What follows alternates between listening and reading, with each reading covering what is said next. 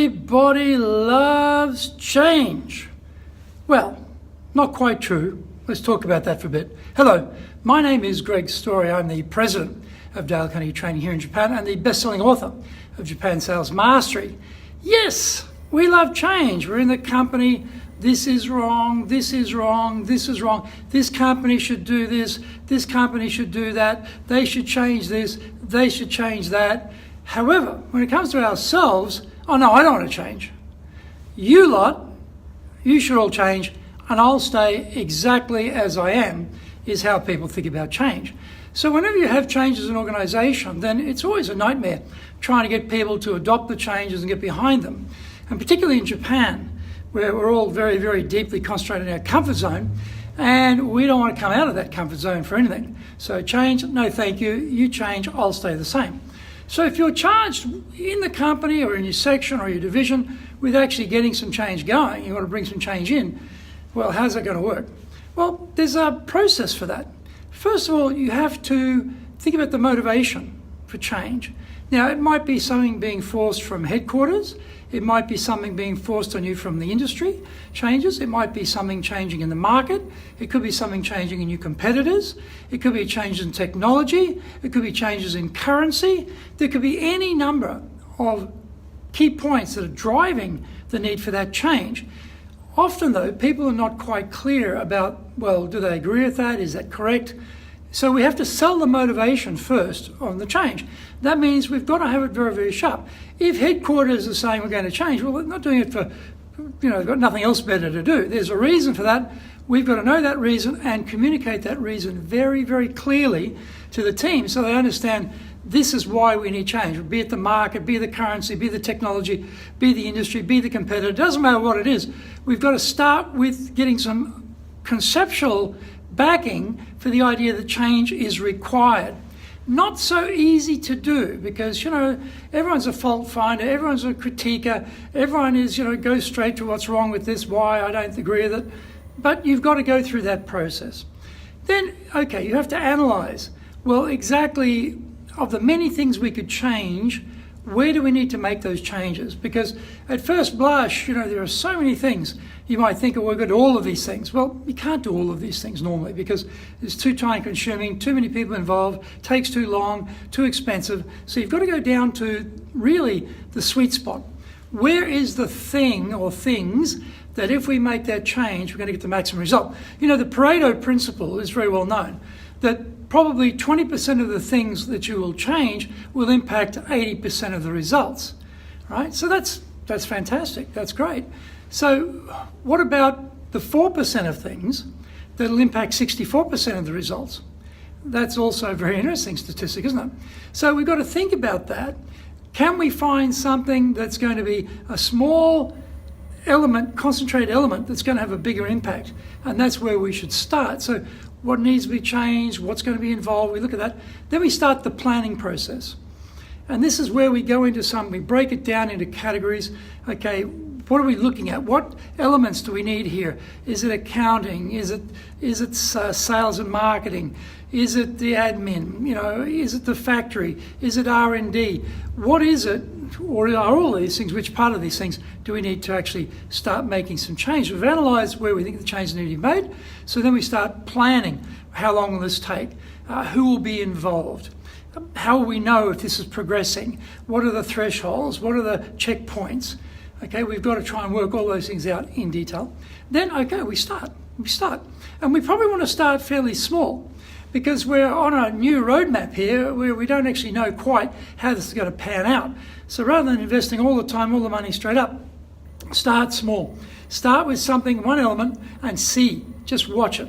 And we start with that one element, we start the process, then we review it. How did it go? What happened? Did things happen that we had anticipated? Were there some things that didn't go well? Some things that really went well? Was there some resistance? Were there issues? Were there problems? All of these things we have to look at in the review stage, and then we say, okay, this is good. This is looking good. Keep going with this. Let's expand it out. Or you know what? We've got to tweak it here. We've got to adjust this a little bit here. This didn't work out as we planned. We hadn't counted on this. This came up. Now we've got to deal with that. Oh, this triggered all these things. I didn't think that was going to happen, but it's happening, so we've got to work on that.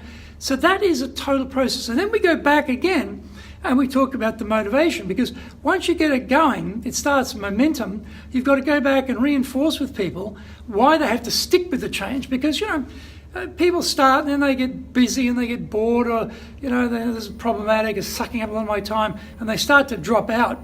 Don't want that to happen. You've got to keep them well and truly locked in to get the whole process to move. So you can't say one and done. We've told everyone why it's got to be needed. We're good now. We can get on with it. No. You've got to keep on with that motivation, keep going back and telling people why this is important. So there's a little, 6-step formula for how to look at when you're looking at any sort of change in your section or your division or your whole company. And these things are very easy. If you know what to do, how would you know what to do?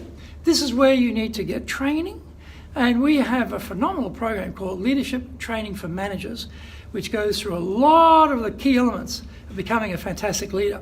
And often people in Japan are not trained as leaders. They're promoted on age and stage bases, and they're not really properly trained. And so you'll do a bit of backfill there. So Leadership Training for Managers, it's a 7-week program, or we can do it immersion style, 3 days. We do it in Japanese, we do it in English, you pick whichever you like. We do it in-house at your venue, or come to us in our public programs here in the High Performance Centre. So that's one very, very key program for leaders. If you're looking for a leadership program, that's the one. It's everything in a box. This is it. You go through this, you're good to go forever, basically. So excellent program. Or they might be new leaders. They're coming into leadership, you've promoted them, and then you sort of leave them to their own devices. Welcome aboard, congratulations, you're on your own. Not such a good idea. Invest in them. You've given them the opportunity to step up as a leader. Don't abandon them. Help them. Send them to step up to leadership. This is going from player to leader. How do you make that transition? How do you understand what's the difference between your role as a player and your role as a leader? How do you know how to coach people? How do you know how to communicate with people? How do you know you get performance from people? These are things you didn't have to worry about when you're a single agent as a player. Now you're responsible for others. Great program, that one. Or you might want to go and look at something very, very high level, which is how to have influence, how to have presence, how to have persuasion power. That's high impact presentations. 2-day program, 2 instructors, everything videoed. Unbelievable program. Come in here, go out here. Phenomenal. That is for really having a lot of influence. You want to have that executive presence, or you want to be able to stand up in front of the board and really have credibility, be taken seriously, look very professional, represent your company with an industry event, doesn't matter. All company meeting, doesn't matter. You are going to be the one amongst everyone who's going to stand out as like, wow, that person's really professional. They seem so confident. They seem so articulate. They seem so clear. Well, that was really something. That's you after you've done the program. So high impact presentations, great program. Now on my podcast, I do 3 podcasts a week, by the way. So just in case you're wondering, is Greg Story a lunatic? The answer is correct. He does 3 podcasts a week, and I did one on leadership called the Leadership Japan series. The Leadership Japan series. It's on iTunes, it's on Stitcher. 293 episodes released now. Comes out weekly, released on Thursdays. That was actually yesterday, would have been released, 293. So if you like to avail yourself of a lot of different insights into leadership, a lot of good structures, a lot of good information, it's all there.